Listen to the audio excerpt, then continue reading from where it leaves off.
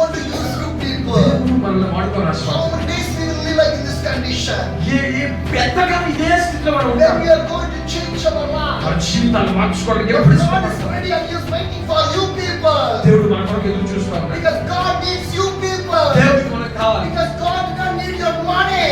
మన దేవుడికి మన డబ్బులు అవసరం లేదు. God needs you people only. దేవుడికి మనం కావాలి. Because you is more important for the kingdom of the God. దేవుడి రాజ్యం కొరకు మనమే ప్రాముఖ్యత You want to come to the heavenly kingdom. మన దేవుడి రాజ్యం కొరకు రావాలి.